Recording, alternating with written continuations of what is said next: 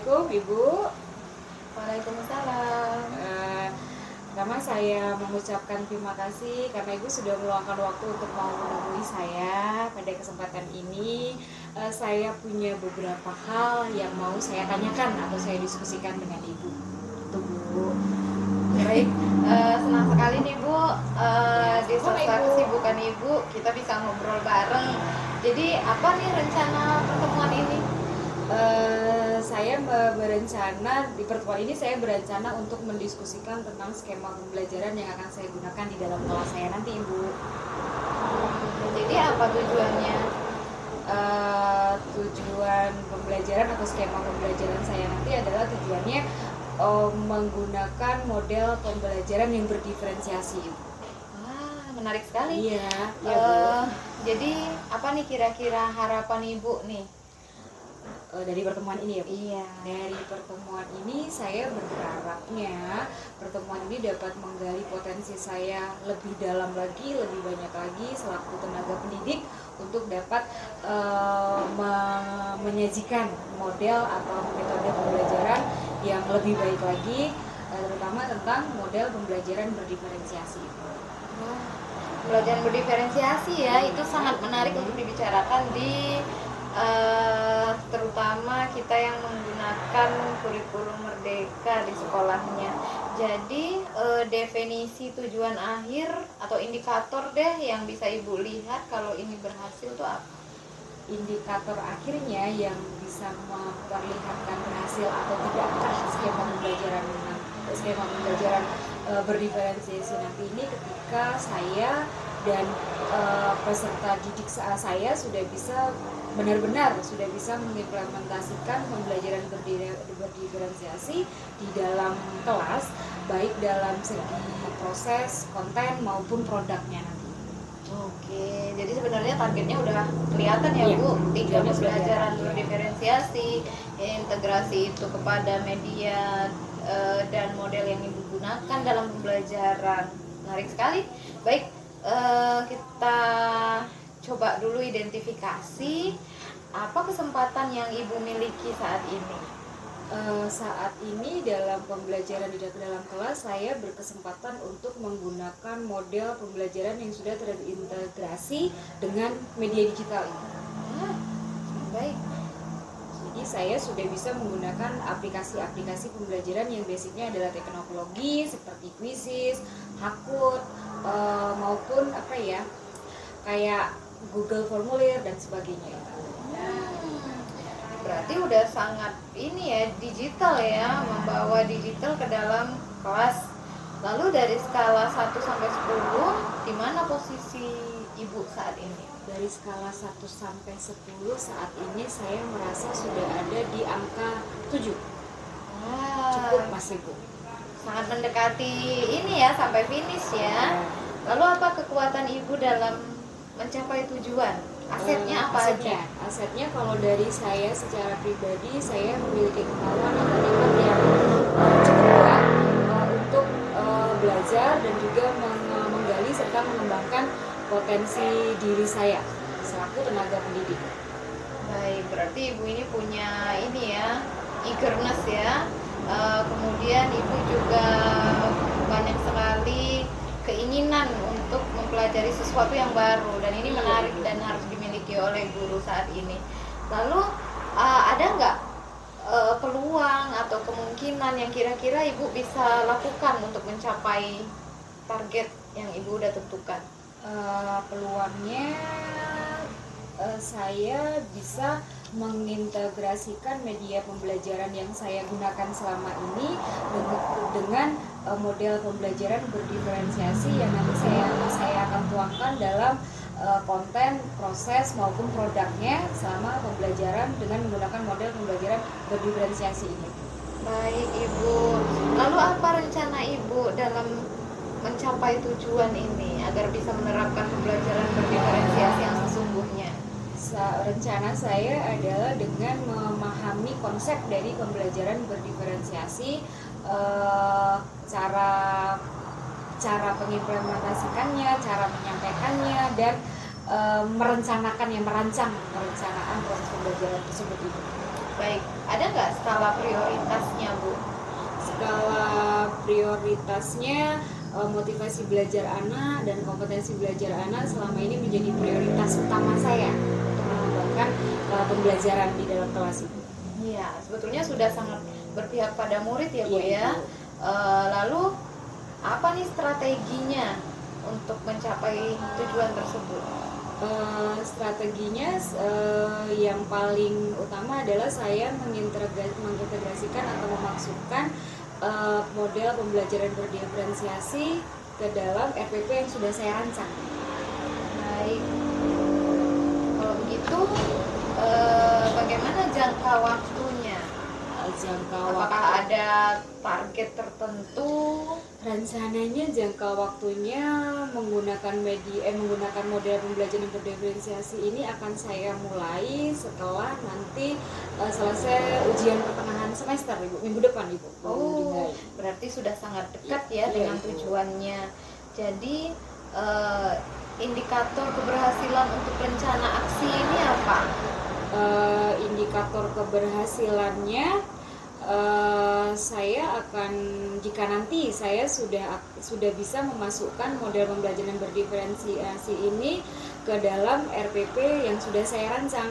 Kemudian RPP sudah saya rancang dan saya implementasikan ke dalam kelas dengan menggunakan model pembelajaran berdiferensiasi itu.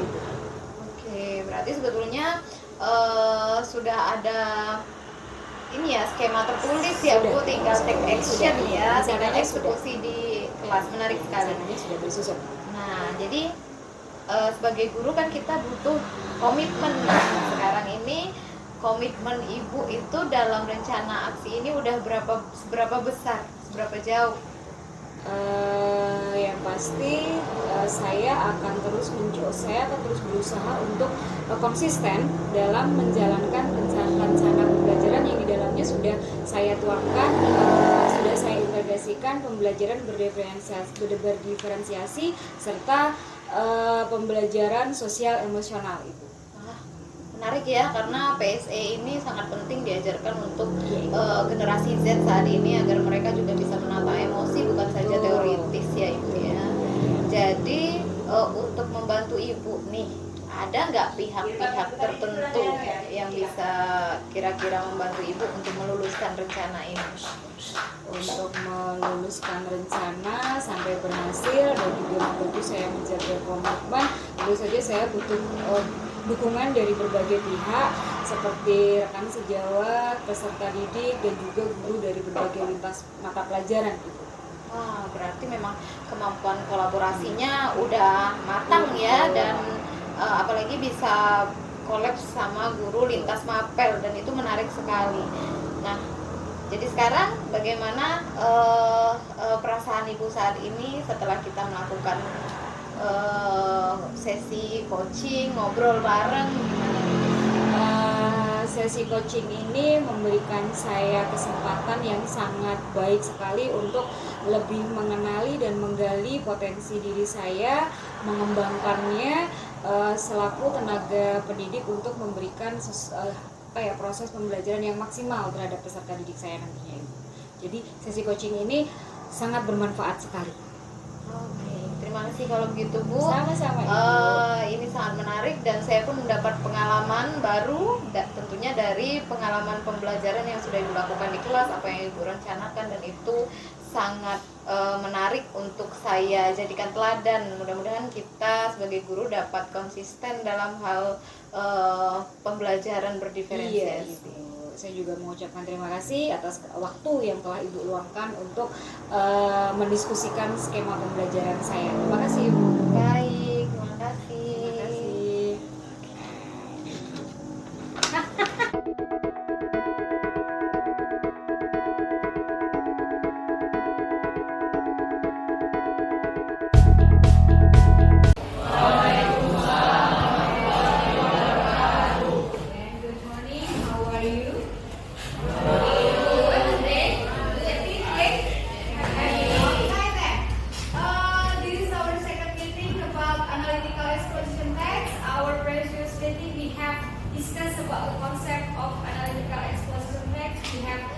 Conclude the definition. We have discuss about the generic structure and also the linear feature. Still remember?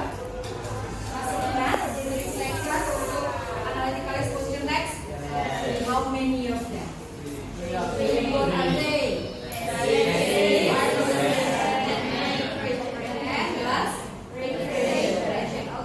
good. Let's see a little bit.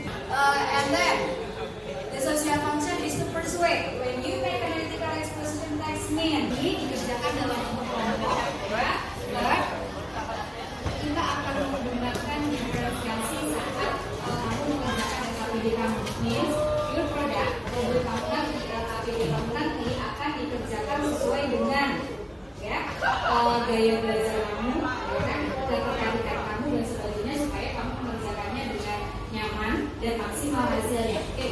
We have next group, kita punya 9 kelompok, and I have dan ibu sudah membagi kelompok berdasarkan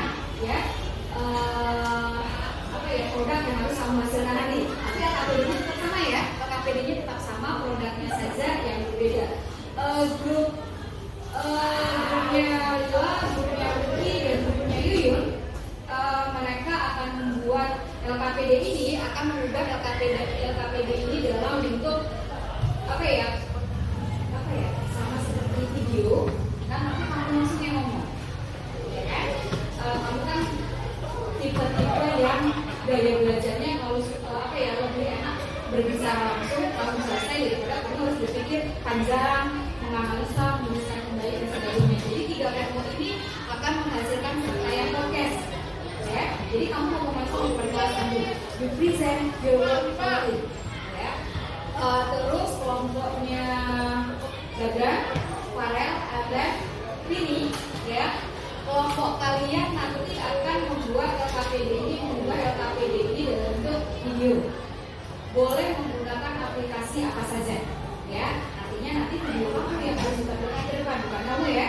Your group don't need to make a presentation. Guru kamu tidak perlu mempresentasikan, hanya videonya saja yang ditampilkan. And the last group, grupnya Tisha, grupnya Brian, dan grupnya Eki akan membuat dalam bentuk mengubah LKPD ini dalam bentuk slide presentation. Slide-nya boleh menggunakan feature, ya kan? Boleh menggunakan line, boleh dalam bentuk infografis dan sebagainya, atau kamu menggunakan teknik mind mapping juga boleh. Tapi nanti yang ditampilkan dalam bentuk teks. Paham? Got it? Oke? Silakan diskusi.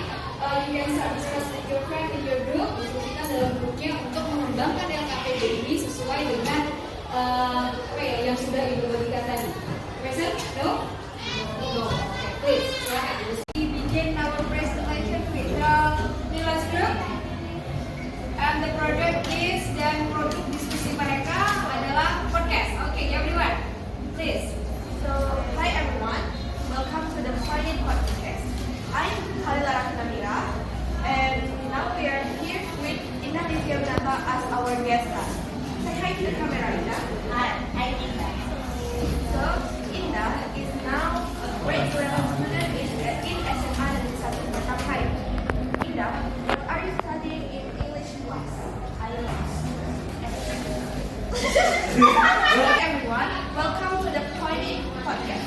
I'm Khalila Rahmanamira, and now we are here with Indah Livia Benata as our guest star. Say hi to the camera, Indah. Hi, I'm Indah is now a grade 11 student. So, Indah, what are you studying in English class? I'm learning about text. What kind of text that you learn? Exposition text. So, what is the title of your text? My text is titled about Google. Can you please read the thesis about the text?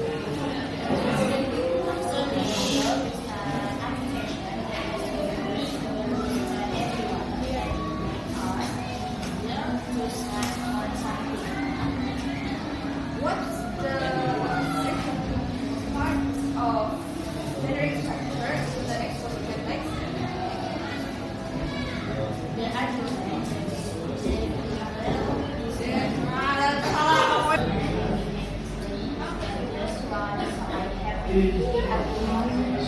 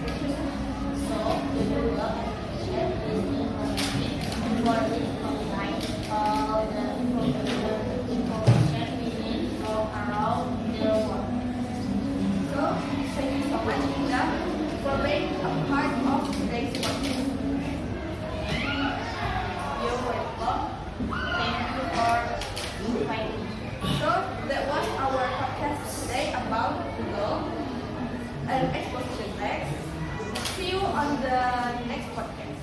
Thank you for attention and podcast. And this is me right here at Funny Podcast. So I'm here with my friend Lucky Ramiro. Hi guys, this is your boy Lucky right here. So we are going to talk about Spotify digital platform. So in your opinion, Lucky, what is Spotify? My opinion, Spotify is a Swedish company engaged in studio streaming and media services provider.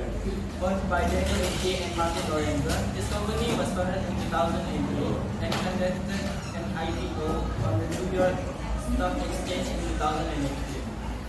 Spotify gives you access to millions of songs and other content from creators all over the world. Oh, as we know, this platform to replay music. And then, except you can play music, what feature can we got in this app? Spotify has a lot of features actually, including karaoke where you can sing along while listening to your favorite songs. You can also create playlists containing songs and music that you like for your daily activities.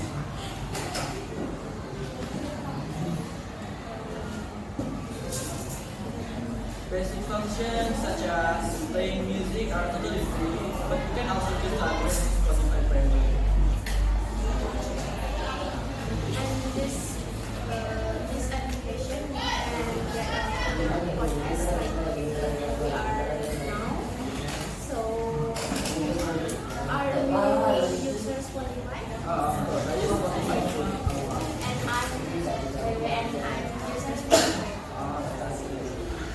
So, we are at this end on this podcast. Thank you so much guys for coming and Thank you so much for inviting me. And in case I didn't see you, good afternoon, good evening, and good night. Bye bye, everyone.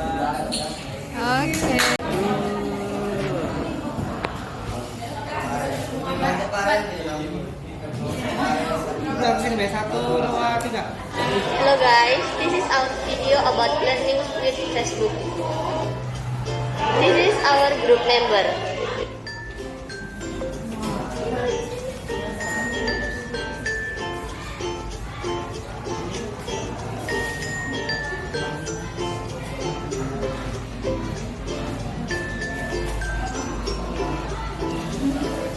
Thank you for watching. Bye. Assalamualaikum warahmatullahi wabarakatuh. Waalaikumsalam. Group 1, analytical and social test. And you're watching.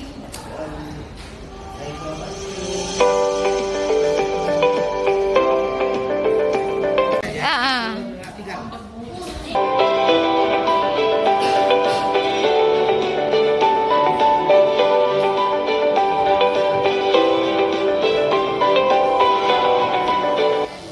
Oke. Thank you for watching guys. Assalamualaikum warahmatullahi wabarakatuh. Waalaikumsalam. Warahmatullahi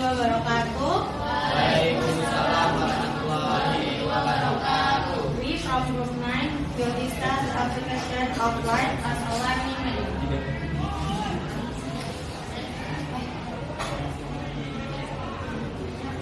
Social media is very popular in all apps, and one of them is online.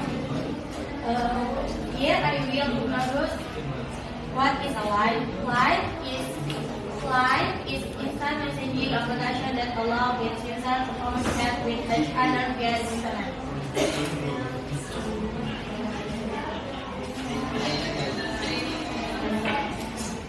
Pertama kami, live adalah instant messaging application that can be used di berbagai elektronik. Argumen kedua menjelaskan tentang live application can also be used to learn apart from other media.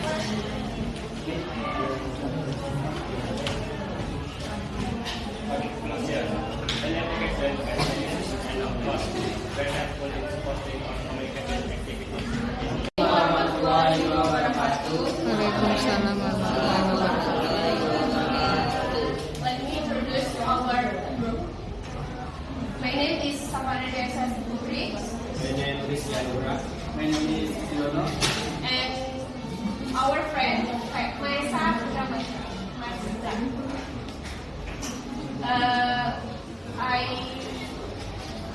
our group. Langsung aja, it's about TikTok.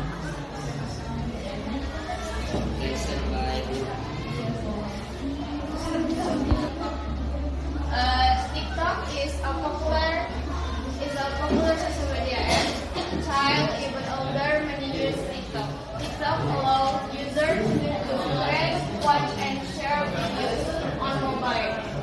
With this, personally, feeds or of working short videos that music and sound and creators also provide effects like filters and stickers to their videos.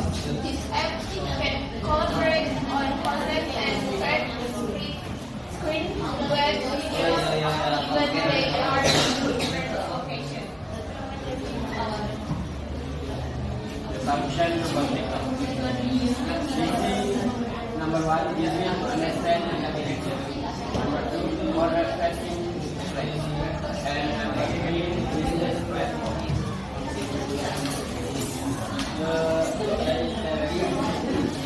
So, in all TikTok social media have many users. Using TikTok is able and easy to understand for people who use. TikTok can be even as educational and information video. This platform also is valid for business people and people who like to info and the that people can access the knowledge. So this is our opinion about. Kita punya 3 produk, ada dalam bentuk video, podcast, dan juga slide presentasi. Nah, you have learned about what is analytical exposition text. You have learned about pertanyaan tentang analytical exposition text. Oh, good, oke ya. Don't forget to do the evaluation. Jangan lupa untuk mengerjakan evaluasinya. Ibu sudah kirim linknya di quizzes, di tempat quizzes, dan jangan lupa untuk mengisi refleksi. Ya, refleksinya kita gunakan Google Form seperti biasanya. Oke, dan yang kelas setelah kelas kita sudah berakhir untuk saat ini, kita ketemu lagi see you next week, right? Ya, kita ketemu lagi minggu depan dengan materi yang baru. Thank you. Assalamualaikum warahmatullahi wabarakatuh.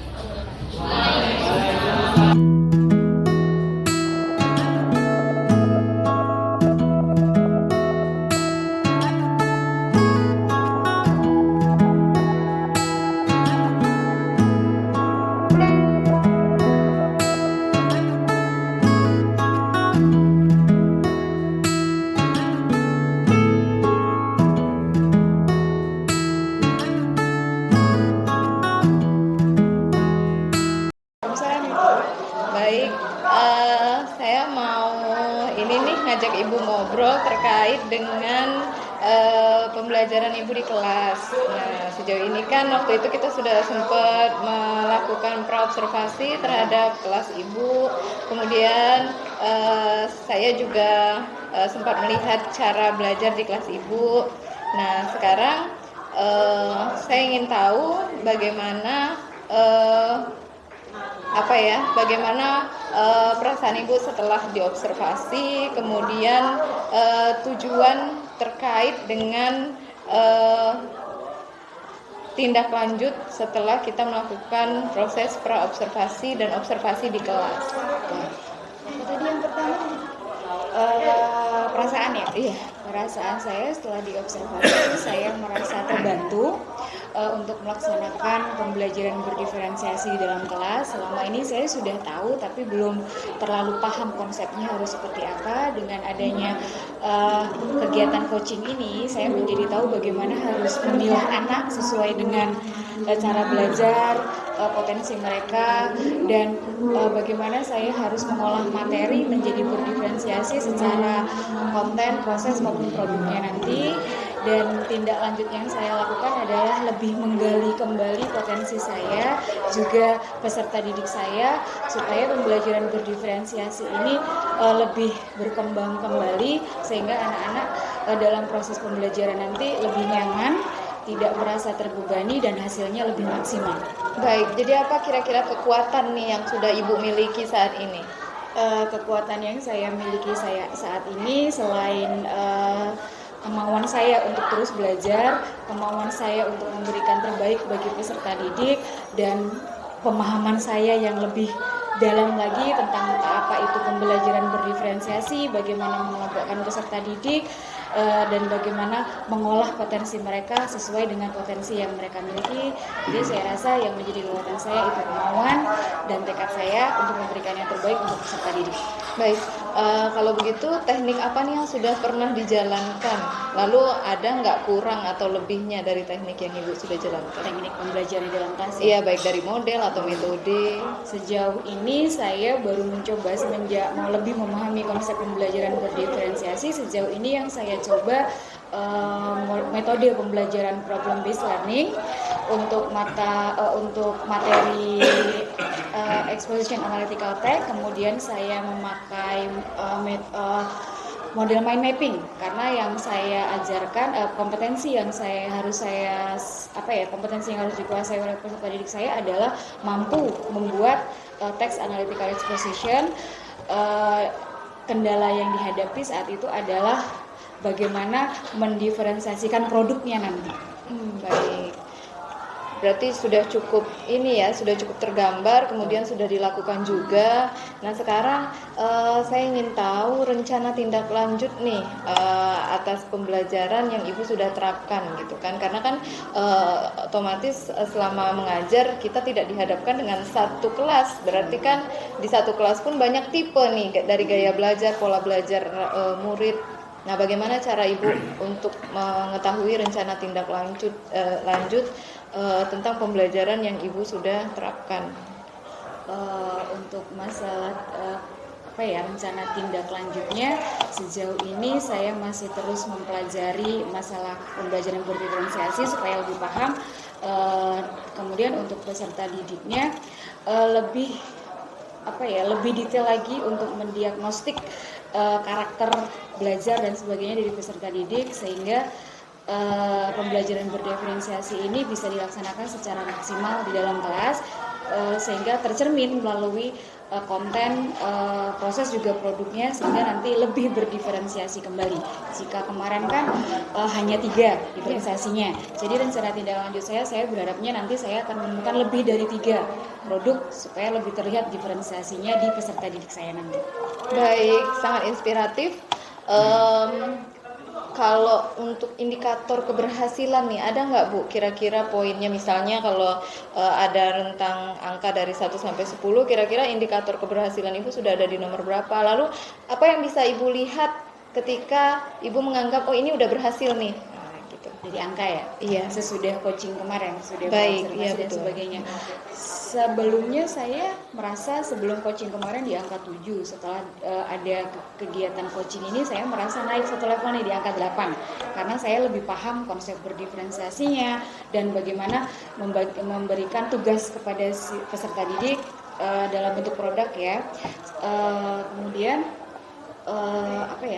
tindak lanjutnya berikutnya ya seperti yang saya sampaikan tadi, supaya lebih berdiferensiasi lagi sehingga produknya nanti tidak hanya sekitar 3 atau 2 tapi lebih banyak lagi, sehingga nampak diferensiasinya dan indikator keberhasilan yang saya rasa jika nanti saya sudah berhasil melaksanakan pembelajaran berdiferensiasi ini, indikatornya yaitu ketika saya sebagai guru dan siswa saya sebagai peserta didik sudah sama-sama melaksanakan pembelajaran berdiferensi secara maksimal, mengaplikasikannya di dalam kelas untuk semua materi, sehingga anak didik saya lebih tertarik, peserta didik saya lebih tertarik untuk mempelajari suatu materi, karena nanti mereka diberi kebebasan untuk mengerjakan LKPD, untuk mengembangkan ide dan kreativitas mereka sesuai dengan potensi mereka masing-masing. Baik, kalau begitu memang sudah cukup jelas gambarannya, tujuannya juga sudah tepat dan berpihak pada murid. Nah, sekarang untuk bagian tanggung jawab nih. Nah, berapa lama Ibu akan menjalankan ini, atau sudah dimulai, tapi apakah ini akan konsisten dilakukan? Nah, seperti apa cara Ibu agar mempertahankan motivasi nih Bu, baik motivasi diri kita sebagai guru dan memotivasi murid di dalam kelas? Sekarang sudah dilaksanakan tapi belum maksimal karena baru-baru awal, jadi proses pembelajaran terus berlangsung. Saya yang belajar terus-menerus untuk lebih memahami konsep pembelajaran berdiferensiasi ini, karena sekarang sedang dalam proses pembelajaran, saya dan juga murid beradaptasi. Kedepannya saya akan berusaha untuk terus konsisten, untuk terus menggunakan konsep pembelajaran berdiferensiasi ini karena ternyata menarik bagi saya dan juga peserta didik. Motivasi pertama saya tentu berasal dari peserta didik karena saya selalu ngobrol dengan peserta didik saya sesudah pembelajaran. Saya selalu melaksanakan refleksi.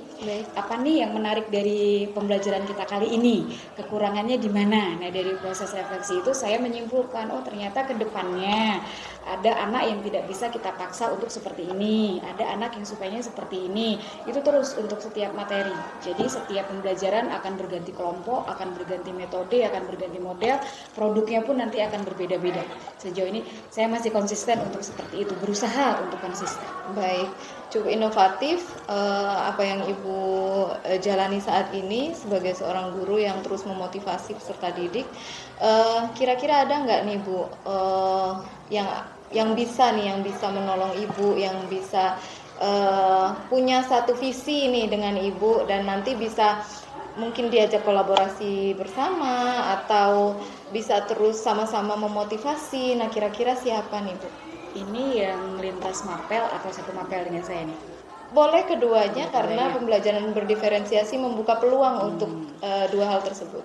Kalau untuk lintas mapel, saya berencana untuk berkolaborasi dengan guru dari jurusan sosial, kayak seperti sejarah, sosiologi dan sebagainya, karena saya maunya peserta didik saya belajar dari lingkungan.